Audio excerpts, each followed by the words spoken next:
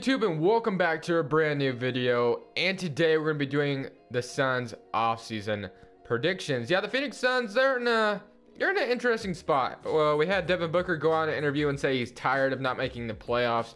I mean, you're on the wrong team if you're tired of not making the playoffs. The Suns right now are just not in the position to really make the playoffs, but can they turn around this offseason? Let's just see what the cap space is looking like.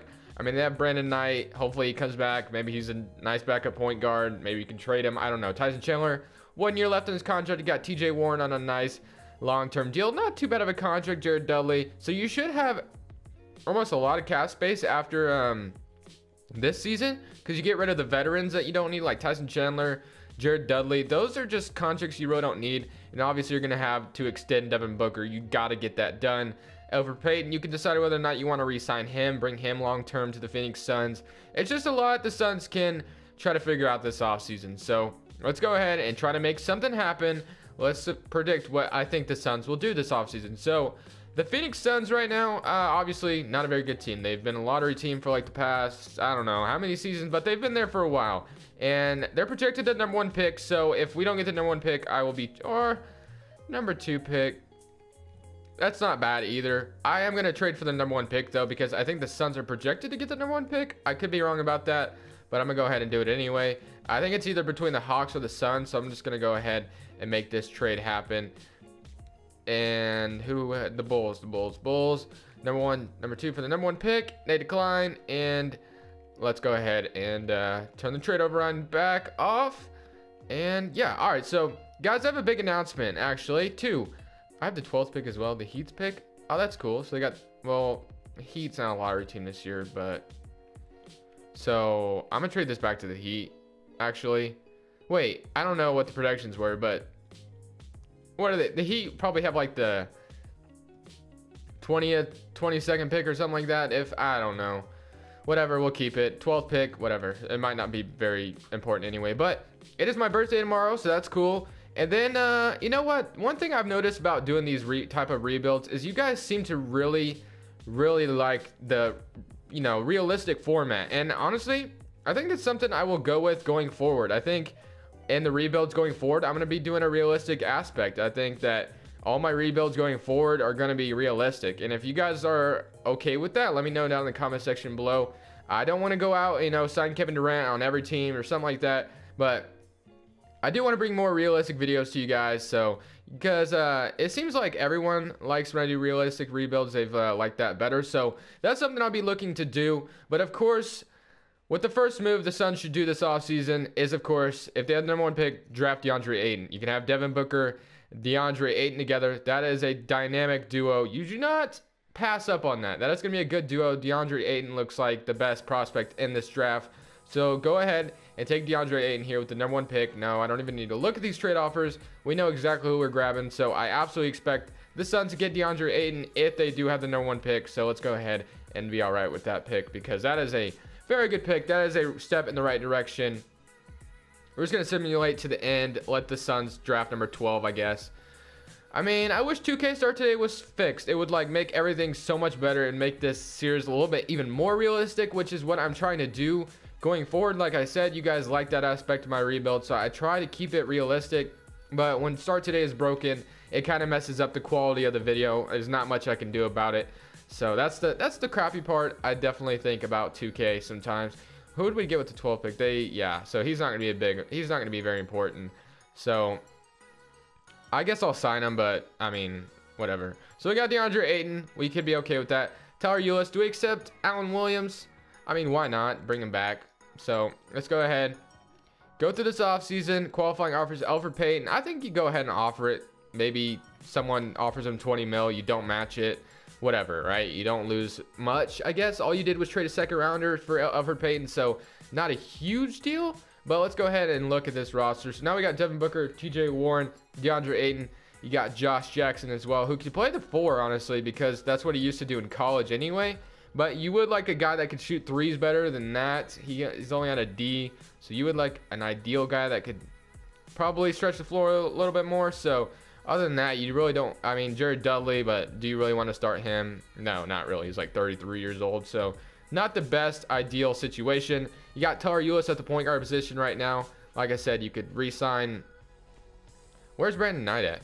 Did he? Oh wait, there he is. I was like, where did Brandon Knight go? Okay, there he is. So yes, Brandon Knight here as well.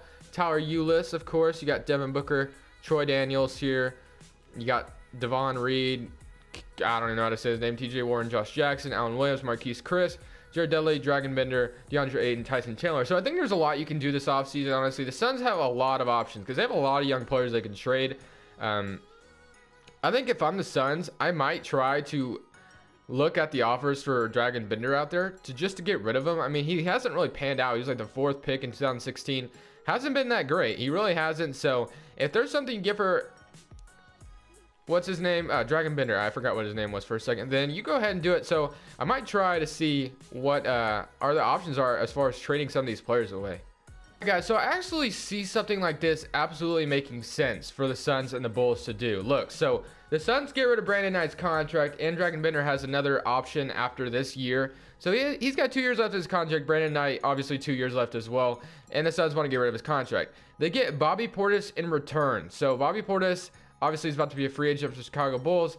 Do the Bulls really want to extend Bobby Portis for like 20 mil? Like, do they really want to do that? This could be something that could happen at the trade deadline, maybe something like that, or whatever, because you want to get rid of Brandon Knight. I mean, if someone is willing to take him on, maybe a change of scenery will stop his injuries or whatever. Let's see if they'll take this. They do agree, so Bobby Portis is now on the Phoenix Suns, and Dragon Bender gets a change of scenery on the Chicago Bulls. So now we got Bobby Portis, who's a little bit better at shooting threes. So now we have Josh Jackson, Bobby Portis, Allen Williams. So now we have plenty. So we got Tyler Ulis, and yeah, it's just the starting 5 is just going to look a little bit better like that. Tyson Chandler as well. You do want to get rid of him, but of course you can just keep him around. And you got cap holds out here. You don't need Alex Len back. I just don't think there's any point in bringing him back. And then you got 25 million cap space. So what can you do with 25 million cap space? You can honestly get a better point guard. If you can convince a better point guard to come play for you, I mean, why not, right? So let's see what we got. You got Tyler Ulis. You can get Elfrid Payton back, which I think is not ideal. You could try, and maybe if he shaves his hair, he'll be better. But right now, I'm not trying to sign Elfrid Payton back if I'm the Phoenix Suns. I would gonna try first to get a better point guard, and then if that fails, then I'll sign Elfrid Payton back. So let's see what's out there. So we got point guards out here. I guess you could take a chance on Isaiah Thomas if you really wanted to. Bring him back to Phoenix. Rajon Rondo is the next best option. Chris Paul is gone, and yeah, so not much you can do. So Isaiah Thomas is intriguing offer. The Hawks want to give him a long-term deal.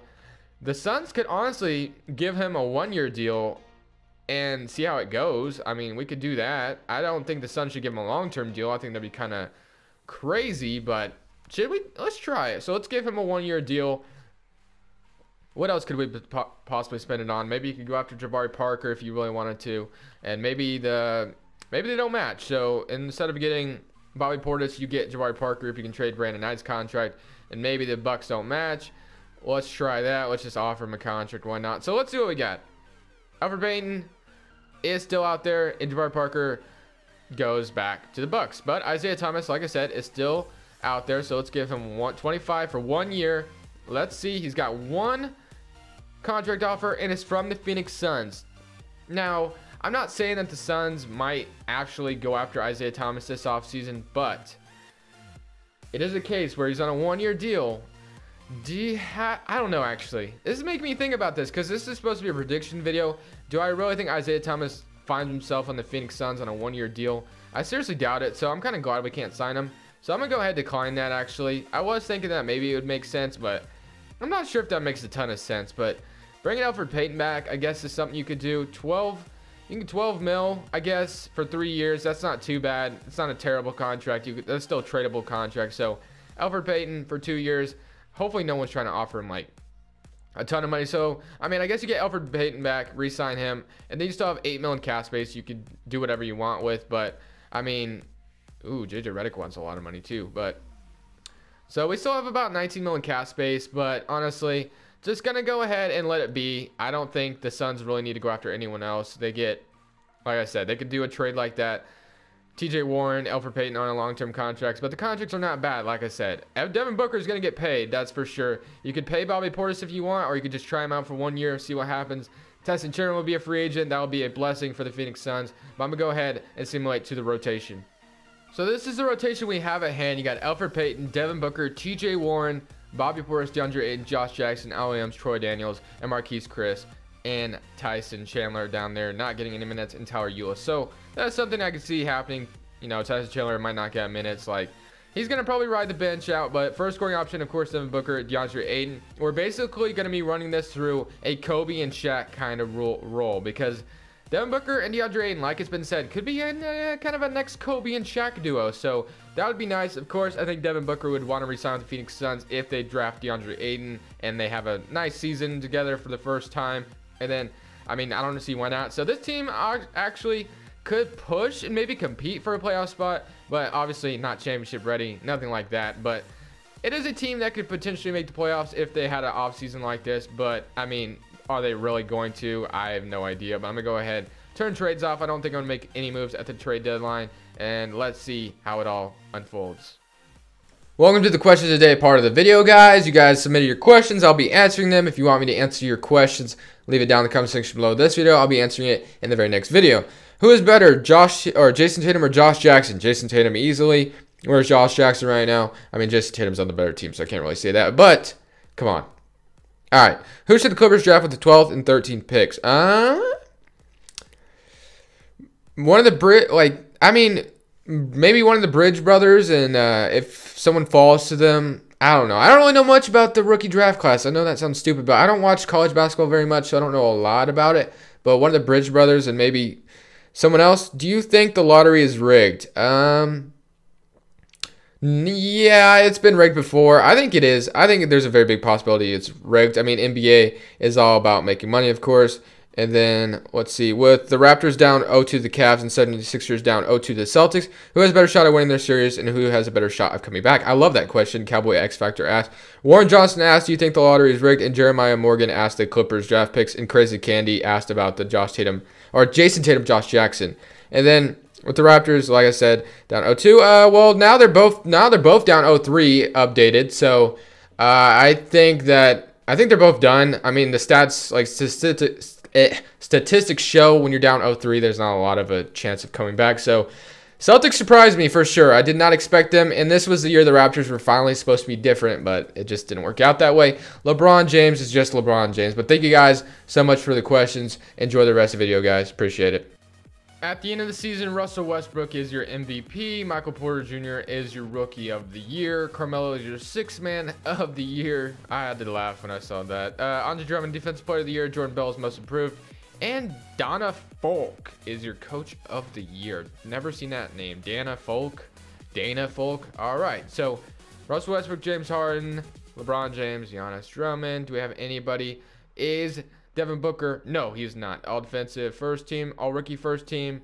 DeAndre Ayton, 84 overall, very nice. And we're the 10th seed in the Western Conference. Something you could kind of expect from the Suns next season. I think that is pretty accurate. I would love to see more scoring out of Devin Booker. 19 points that's a very big step down from what he averaged. He averaged like 25 this last season, and 13. So would love to see those stats go up, but I guess a lot of these other players got 8 points, whatever. But I think Devin Booker has a better season than that, 2K. I mean, come on now. DeAndre Ayton will probably have a better season than that as well.